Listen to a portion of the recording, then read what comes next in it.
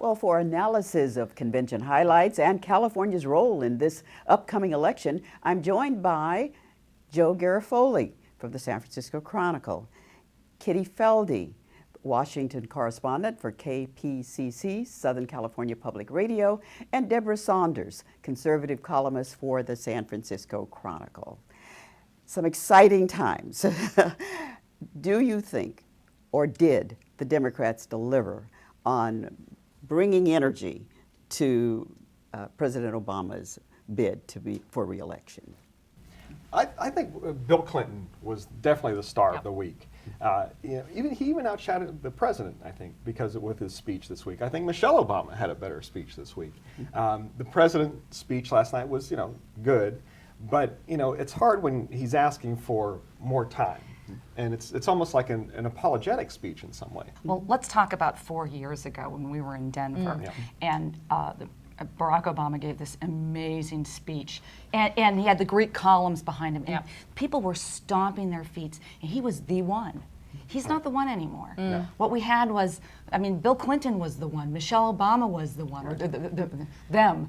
Barack Obama just didn't have the oomph that he had before. And it's also impossible to recreate the historical You circumstances. can't. I was going to ask you, after 4 years of hearing this president on the air repeatedly delivering almost the same message, Americans get bored after 10 seconds. Well, and quite frankly, we're still stuck in a recession. The jobs numbers came out, and we're still not putting enough folks back to work, and that's one of the things he promised 4 years ago. Well, let's talk about the job numbers. Were they good or were they bad?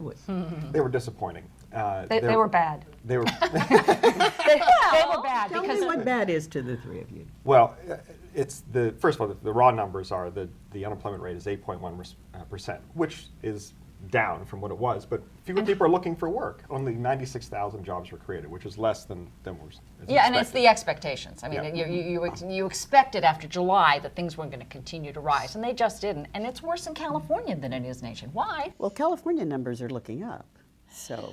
This is an incremental journey, right? But California is still third highest unemployment in the nation. And here's the thing, we are in a recovery, but we're not getting the benefits of the recovery. And we know that a lot of companies are sitting on their capital, they're not hiring, they're afraid. And Barack Obama has done nothing to quell that anxiety, nothing to really tell the public sector, it's safe now, you can start hiring. And when you see these job numbers, it only, again, sort of punctuates the fact that he's just not moving this country. Well, can we talk about this convention and see if what you're saying relates to what was in the room for the last 3 days? I want to go back to Clinton for one moment, and what the California delegates told me, people who are on, these are conventions full of grassroots organizers, and what they said to me was, Bill Clinton gave me the words to use. One woman literally told me, who runs a phone bank, or she's a volunteer coordinator in Pasadena, she said, Bill Clinton gave me words to use that I can tell my volunteers when they're on the phones. So nobody else did that. Yeah, he articulated what the Democratic Party has been unable to do to answer back to anything the Republicans have been saying. Now, the Democrats are saying this was a start point. I didn't meet anybody who said that the messages that we heard in that auditorium were what Americans had been saying up to now. One group, though, that seemed absolutely satisfied was the gay community. Oh, yes. And they were repeatedly called to the front. What about that move on behalf of this president to bring them into community and their response to it? Well, there may be a backlash, right, Joe? Well, there's in the hall and in the gay community, it was huge. It was a big week for folks, gay folks. For the first time, the Democratic Party platform endorsed same-sex marriage, which was the first in their platform. But I got to North Carolina a couple days early, and I went to a conservative black church, and the folks there who were Obama supporters 4 years ago, they're saying, well, you know what? I'm really not for gay marriage. I'm not going to vote. They're not going to vote for Romney, but they're just not. People were talking about leaving that blank. This could hurt them in some swing states. Already, anti-same-sex marriage advocates are organizing against them on this. And North Carolina, I have to say, it's gutsy for the Democrats to do what they're doing here. North Carolina basically voted against same-sex marriage. The next day the president came out for it. He won the state by a mere 14,000 votes. Yeah. This is risky what he's doing, and a number of these swing states have banned same-sex marriage from their state constitutions. This is a gutsy move. Now, it could be a gutsy move that kills the Democrats and chances for the White House, but he's definitely decided he's going to put his stake on this, and he's going to win or lose by it. Well, and quite frankly, it's been a real good fundraising move. You know, you've had a lot of gay activists who have been sitting on their hands and their wallets for months now. And once the president said that, you know, this is what was going to be going forward, Well, the danger suddenly zones- folks started giving money. The danger zone used to be that the Democrats were too liberal and that therefore they were going to lose the rest of America. What did you feel at this convention in terms of the liberals having their say?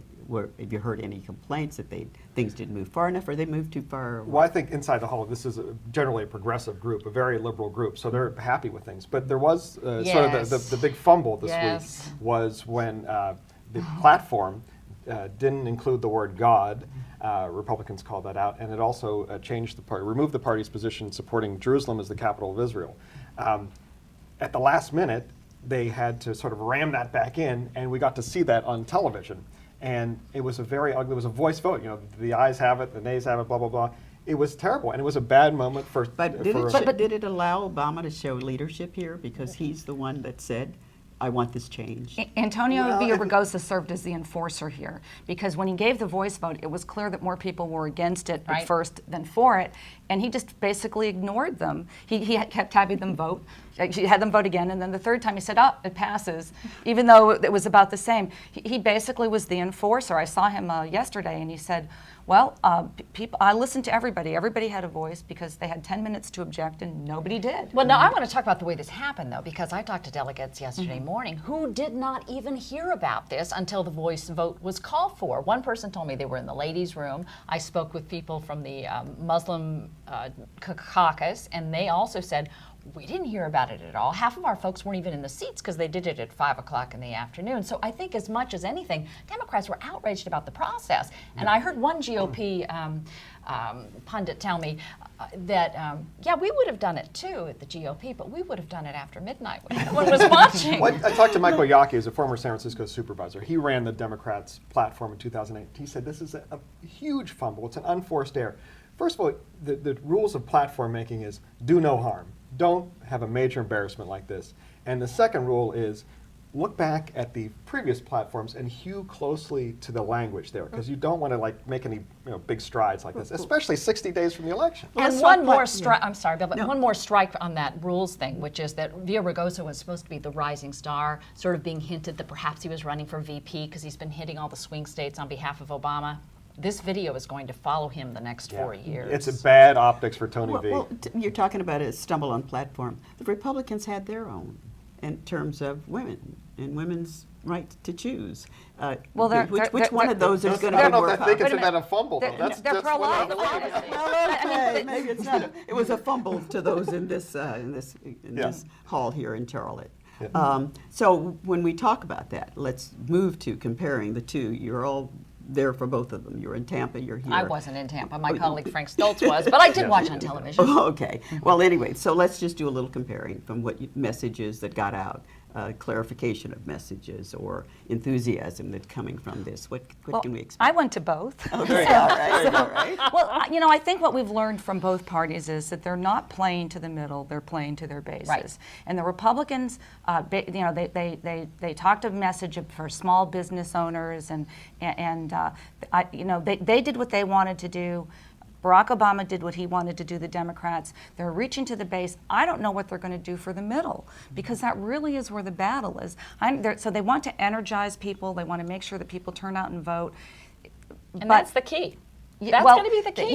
It is going to be the key, but that's sort of a sad thing, because it means that the country moves further to the right, or further to the left. And there's if anybody is hoping that we'll have more comedy, I can assure you that these conventions do not give one the sense that could happen. We didn't mention the one thing that every pundit that I read said that these were some of the best speeches they'd ever heard. at a convention. You argue with that? I would say two of them were. I think Michelle Obama's was very strong. I mean, she came across Yes. as the mom next door, as the neighbor you want to have a cup of coffee Yep. with. It's just like a real person, and that's what people, Very delegates say. sincere. Yeah, and Bill Clinton's we mentioned earlier. And so, yeah, I would have to say there were some amazing speeches. And I have to say, Paul Ryan's speech, I wasn't Yeah. there in the hall, but I watched it on television. It was a really good speech. I mean, I know everybody Except was for all the complaining fact about errors. it. He was good. there were. That's the only one, right, Joe? You can do a fact check No, on I that know. one. On you that could one. spend a week doing fact checks on both these But conventions. he did what right? Clinton did. He put in understandable language what the Republicans were trying to say. Now, and then he got panned for it. People saying he was too wonky, but I thought he I thought he was did very a good good. job on that. Yeah. I have to agree. Okay, that's why we invite you here for divergent opinions.